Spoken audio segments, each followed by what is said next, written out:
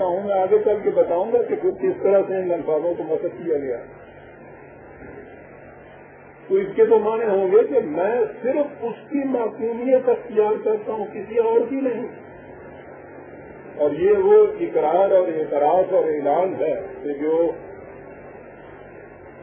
دن میں 5 مرتبہ نمازوں میں ہر وقت کے ابتدا میں سورہ فاتحہ جو ہے جو پڑھی جاتی ہے, اس میں یوں سمجھیے کہ یہ ایک انسان باوضو مسجد میں قبلہ روح کھڑا ہو کر اعلان کرتا ہے ایاک نعبدو, میں صرف تیری معصومیت کا اعتراف کرتا ہوں, دنیا میں کسی کی معصومیت کا اعتراف نہیں کرتا. ایاک نعبدو دیکھ رہے ہیں کہیں باقی رہ سکتا ہے خوف اور ہوں ایاک نعبدو.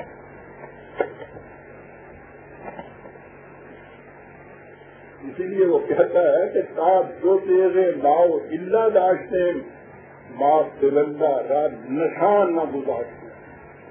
یہ لاؤ اللہ کی تلوار جب ہمارے ہاتھ میں آئی اور ہم نے اس سے کہا ایاک نعبدو, تو دنیا میں کسی صاحب اقتدار کا نشان تک باقی نہ رہا.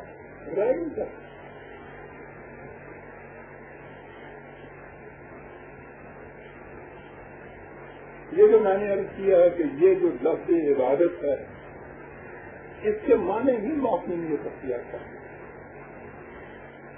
ابدیت کے معنی معصوم ہو جانا ہے. قرآن کے اگر میں مقامات لاؤں تو اس کے لیے تو کئی درس چاہیے جہاں عبادت کا لفظ یا اس کے جو مصطلحات ہوتے ہیں وہ استعمال کیے ہیں. 2 ایک مقام حضرت موسیٰ علیہ السلام وہ جو طور پہ گئے, انداز تو بڑا خوبصورت ہے لیکن میں نقطہ ناظر پر رہتا ہوں اسی پر. وہاں آواز آئی موسیٰ کو اننی انا اللہ, پر بھی جانتے تو دیکھتے ہیں خوبصورت یہ انا کہاں خدا کہتا ہے, انی میں ہوتا ہے اور انا ہم ہوتا ہے.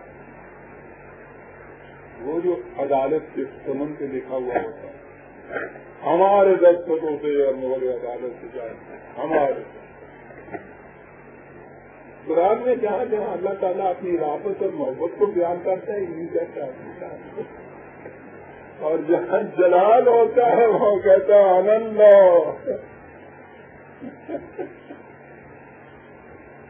دوسرا تو کہا اننی آنند, اس وقت تک تیرے ساتھ ہمارا معاملہ نہیں کر رہا ہے, میں کہتا رہا ہوں تمہیں, لیکن یاد رکھو آج آنند ہم اللہ ہے,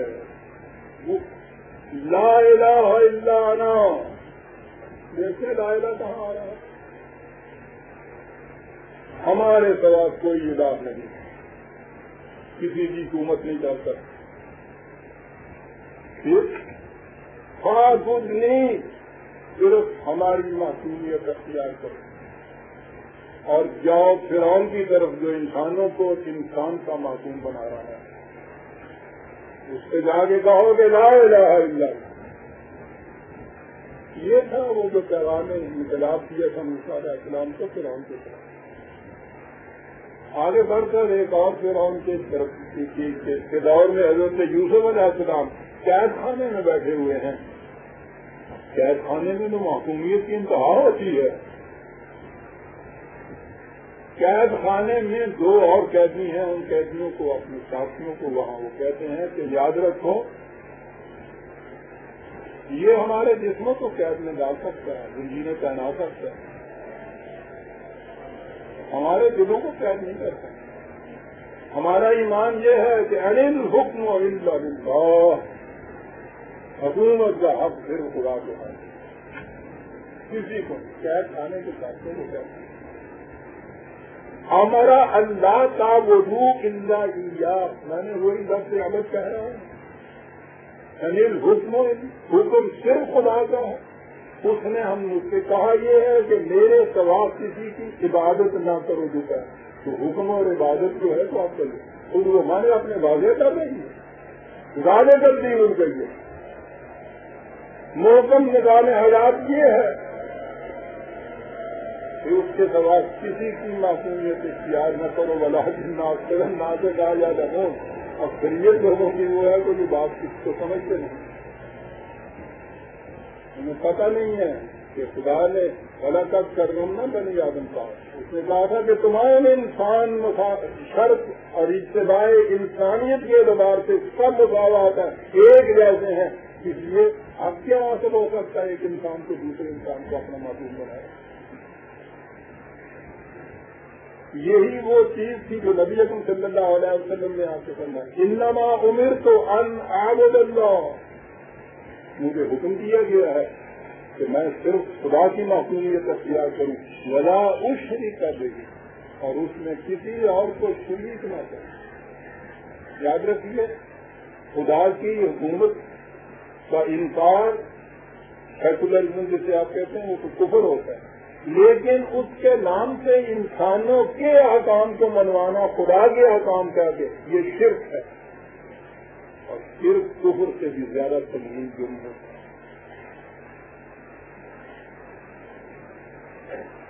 قریش مکہ نے نبی اکرم صلی اللہ علیہ وسلم کی دعوت کی بڑی مخالفت کی، دنیا جانتی ہے۔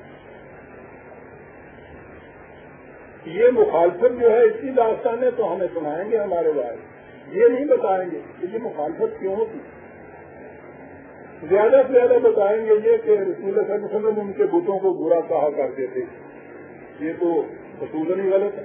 قرآن نے یہ کہا گیا ہے کہ دوسروں کے بتوں کو برا نہ کہا کرو، معبودوں کو، یہ جہالت میں تمہارے خدا کو برا کہنے لگ رہے ہیں، تو خدا نے تو خود منع کیا ہے کہ نہ کرو۔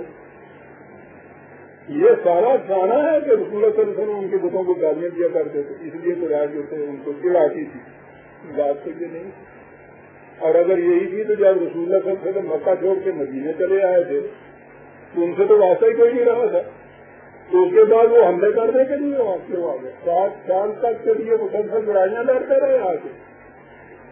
بات تو وہ نہیں تھی، بات تو اس سے کوئی اور تھی، اور بات وہی تھی یہ جو اعلان جنگ تھا، اور وہ ہے جو سورہ کافرون کی آیت کے اندر اس طرح سے ضربت کو ضرب کاری طے بقائے ضرب جسے کہتے ہیں، ایک کے بعد دوسری ضرب جو ہے یہ صورت ایسی ہے، کل رسول اعلان کر دو یا ایھا الکافرون، یا ایھا الکافرون اسی مقام پہ آیا قرآن۔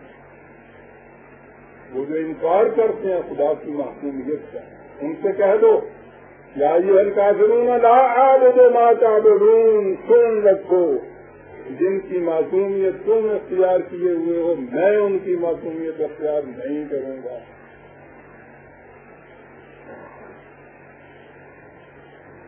ولا انتم عابدون ما اعبد، اور تمہاری موجودہ روش سے یہ ظاہر ہوتا ہے کہ جس خدا کی معصومیت میں اختیار کیے ہوں تم نہیں کرو گے، تمہاری مفاد پرستیوں پہ بڑی رد کرے گی۔ یہ تو بہت بڑے فروغ، یہ بہت بڑے پاپا تھے، کاہن تھے مکے کعبے کے متولی، یہ چھوٹی بڑی آستانے کے جو متولی ہیں وہی مان نہیں ہوتے، خدا کے گھر کا متولی پوچھو ہی نہیں تھا۔